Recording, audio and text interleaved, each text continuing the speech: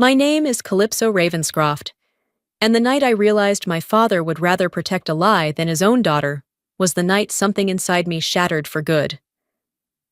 I lay on the floor of my army quarters, my arm broken, blood running into my eyes, while my cousin's fists kept coming down. I looked up and saw my father standing in the doorway, steady, cold, unflinching. I begged him with my eyes to stop it. He didn't move. He didn't speak to my cousin. He spoke to me. A real soldier knows when to stand down. That sentence split my life in two. The daughter who believed in him, and the woman who could never again. The rain hadn't let up all evening. A steady drizzle tapping against the barracks windows as I pushed through the hallway of the BOQ. The fluorescent lights above flickered, buzzing faintly, throwing long shadows across the linoleum floor. My shoulders ached from the long shift, my uniform damp with the smell of wet wool. I slipped off my cap, exhaled, and reached for the switch inside my room, ready for silence and sleep. The door flew open before I could touch the light. Evan Mercer stormed in, his breath sour with whiskey, eyes bloodshot and wild. He shouted through clenched teeth, spit flying as he barked, "That medal should have been mine!" I barely had time to react. His fist slammed into my face, a white flash bursting behind my eyes, the metallic taste of blood blooming in my mouth. I raised my arm instinctively, but the second blow landed hard, and I heard it. An awful crack, sharp and final. My wrist gave way, pain ripping through me like fire. I stumbled back, disoriented, the world tilting as I crashed into the dresser. My skull hit the corner with a sickening thud. A ringing filled my ears, shrill and endless, drowning out everything but the rasp of his breathing. Through the blur, movement filled the doorway. My father. Call. David Sutton, retired, sharp as ever in pressed slacks and polished shoes, framed by the buzzing light of the hall. Relief rushed through me for a heartbeat. He was here. He would stop this. But he didn't. His face was stone, eyes flat, voice colder than the rain outside. "A real soldier knows when to stand down," he said, not to Evan, but to me. I couldn't breathe. My father, the man who'd drilled honor into me since I was a child, wasn't saving me. He was condemning me. The MPs arrived minutes later, boots pounding against the floor. Their eyes swept over the overturned furniture, the blood on my uniform, Evan's knuckles still raw. Then they spotted the silver retiree ID clipped to my father's belt. In an instant, their posture shifted, stiffening into respect. "Sir," one of them said crisply, "we'll handle this internally." And just like that, it was over. Evan walked out beside my father, head high, shoulders squared as if he'd done nothing wrong. I was left slumped on the floor, cradling my broken wrist against my chest, the copper taste of blood thick in my mouth. Later, as the ambulance rocked me toward the hospital, I stared up at the sterile white ceiling, a smear of crimson soaking through the bandages. The word echoed in my head like a curse.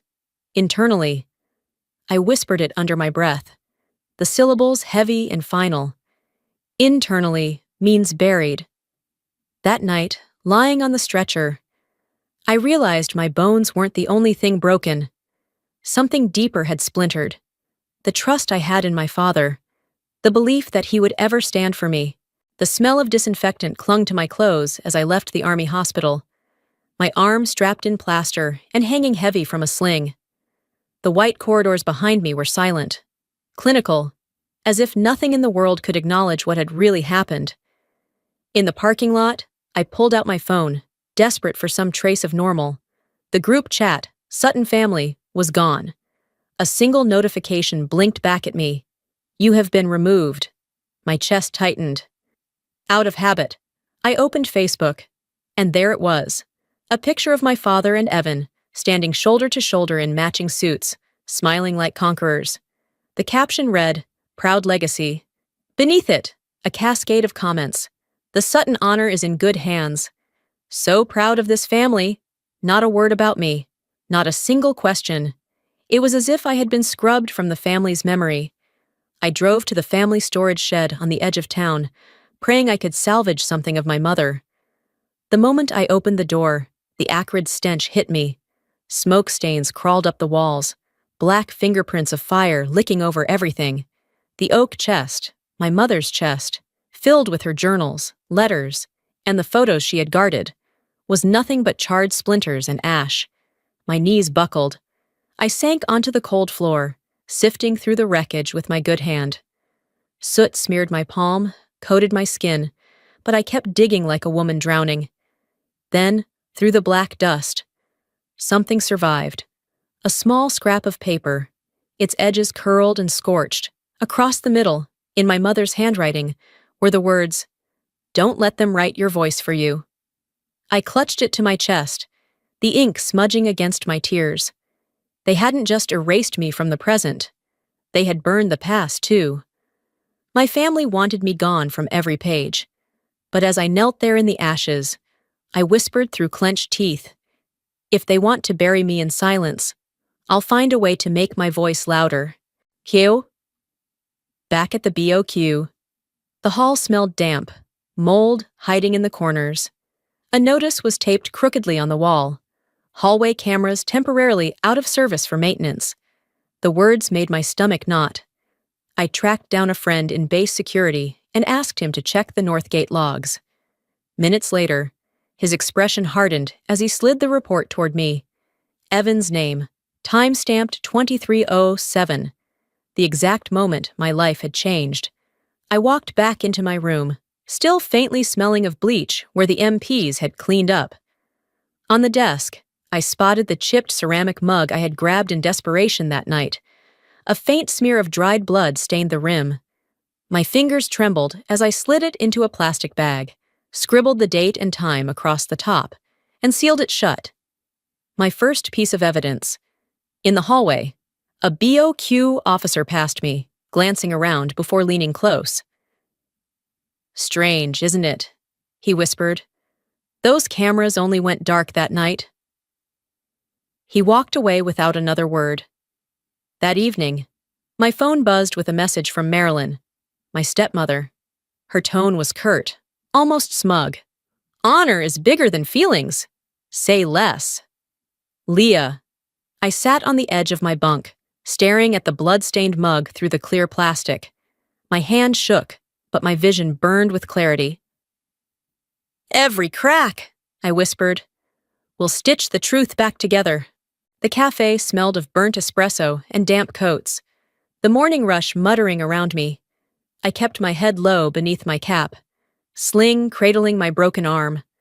On the wall above the counter, a TV blared a local podcast. The host leaned forward, voice syrupy with praise. Today's guest, Evan Mercer, former guardsman, a hero of the Sutton family. There he was, sitting in the studio, polished and solemn. He lowered his eyes, let his voice tremble. "Leah's been struggling ever since her deployment. She was drinking, spiraling. I had to step in before she hurt herself. I just wanted to protect her."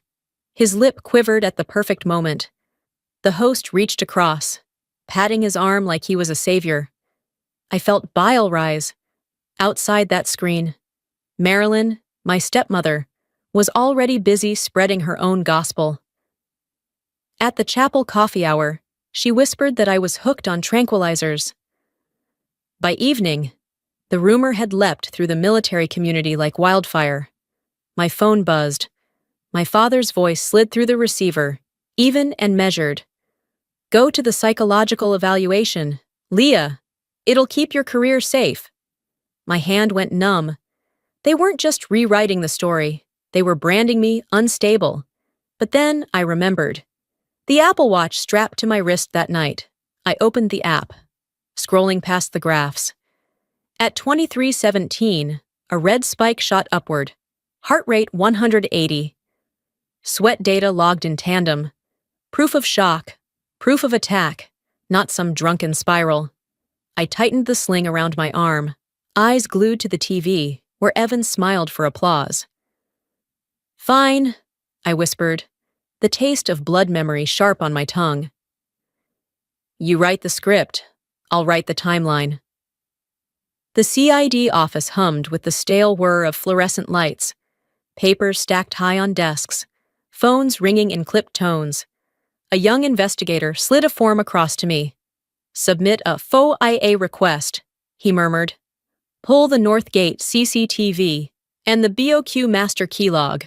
His eyes flicked up, a silent warning. Follow the trail. I filed both requests, every line of ink steady despite my trembling hand. Hours later, a notification pinged on my phone. Confirmation received. That afternoon, a courier delivered an official envelope. Inside was a summons for mandatory psychological evaluation. Paperclipped to it, a copy of my X-ray. I froze. The date stamped across the top read 6 months before the night of the assault. The implication was clear. My injury wasn't new. I must have done it to myself. My stomach churned as I scrolled through the digital file. Metadata didn't lie. Created 3 days ago. At the bottom, a signature curled neat and confident. Dr. Finch. My father's golf partner. The old boys club had closed ranks, their grip tightening around my throat. The paper shook in my hand, but my tears weren't despair. They were cold, burning fury. If they can forge the past, I whispered, then I'll prove the future. I spread the evidence across my desk, hospital photos of my bruised wrist, Apple Watch data, civil X-rays with the correct date. I copied them all onto a single USB, the weight of it heavy in my palm. For the first time, clarity cut through the chaos. This wasn't just about Evan anymore. I was up against an entire machine, family, doctors, and a father who'd rather bury the truth than protect his daughter. And I was ready to fight every one of them. Tacoma was asleep under a sheet of mist when I pulled up to my storage unit. Flashing red lights painted the walls, and a pair of fire trucks idled with engines humming low. The air reeked of wet smoke, bitter and choking. One of the firefighters met me at the gate. His turnout gear streaked gray. "Small fire," he said, shaking his head. "But it cooked everything inside. Paper's all gone." I stepped into the unit anyway. Ash coated the floor like black snow. The acrid scent of melted plastic tangled with the char of burned paper, stinging my eyes, my records, my notes, what little I had left of my mother's things, obliterated in one night. The next morning, my inbox pinged with a cold notice. My base access card had been suspended for safety. It felt less like protection and more like exile. That afternoon, at a gas station just off the North Gate, a young IT technician from base approached me quietly, glancing over his shoulder. His voice was barely a whisper. "You should know. Your father used his retiree pass to escort Evan's car through the contractor lane that night. No one questioned it." My heart dropped. The lie was sealed at the gate itself. Late that night, as I sat at my laptop with the glow burning my tired eyes, an anonymous email slipped into my inbox. No greeting, no signature, just a single line. "Check the smoke detector in your BOQ hallway. Micro SD inside." I stared at the screen, pulse racing. Somewhere in the ashes of my ruined records, another witness had survived, waiting for me to find it. The next morning, I walked into the CID office with my attorney, a former JAG whose calm was almost unnerving. Together, we requested access to the BOQ hallway smoke detector. The maintenance tech climbed a stepladder, unscrewed the cover, and slid out a tiny plastic pouch. Inside was a micro SD card. We crowded around a laptop, the screen flickering to life. The footage was grainy, black and white, but the images were undeniable. Evan's broad frame in a camo jacket filled the hallway. Behind him, at the doorframe, loomed the shadow of my father. Then came the sound, the thud of my body hitting the floor, Evan's curses, and my father's unmistakable voice. "That's enough. Get out." I pressed a hand to my mouth, breath trembling. An hour later, the FOIA responses arrived. The CCTV at North Gate showed Evan's car rolling through the contractor lane. Timestamp clear. Plate number shining under the floodlights. The master key log recorded a door opened 3 minutes before Evan appeared on the footage. Proof of a planned entry. My attorney leaned back, arms folded, his eyes sharp with satisfaction. Between the smoke detector cam, the gate footage, and the master key log, we have a timeline they can't escape. I couldn't hold it back. Tears slid hot down my cheeks. Not from pain, but from the weight lifting off my chest. For months, the truth had lived only inside my fractured memories. Now it existed outside me, etched in numbers, video, data. The lawyer closed the laptop with a snap, a cold smile crossing his face. They just built their own coffin. All we have to do is carry it into the light. Flags draped every wall of the Tacoma Auditorium, their colors sharp under the flood of white stage lights. Rows of veterans in pressed uniforms filled the seats. Gold Star families sat somberly near the front, and local officials dotted the aisles with their polished smiles. The room breathed reverence, the kind of silence reserved for sacred words. My father took the stage with his spine straight, chin high, his dress blazer gleaming with pins that caught the light. His voice carried easily, steady and commanding. "Honor," he declared, "is the thread woven through every generation of the Sutton family." A ripple of nods swept across the crowd. I sat in the middle rows, pulse hammering in my ears, when he closed with, "The Suttons have always put country above self." I rose from my seat. The scrape of the chair against the floor echoed like a gunshot. Heads turned. The room went still. I stepped into the aisle, my sling brushing against my hip, my voice ringing clearer than I expected. If honor is real, then why does the gate log show Evan's car entering at 23:07? Why did the master key unlock a side door 3 minutes before I was attacked? And why did my Apple Watch record a heart rate of 180 while you stood there and watched? For a beat, nothing. Then the silence cracked. Murmurs rippled like shockwaves. A woman near the front gasped. Evan's face drained white. His hands twitched as he bolted toward the exit, eyes fixed on the floor. At the podium, my father froze. His jaw clenched. His knuckles whitened on the wood. The microphone screeched with static as he fumbled for words that wouldn't come. The image of control, of honor, collapsed beneath the weight of truth. I didn't stay to savor it.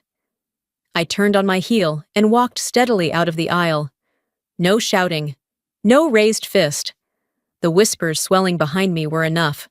For the first time, the silence in that room didn't belong to them. It belonged to me.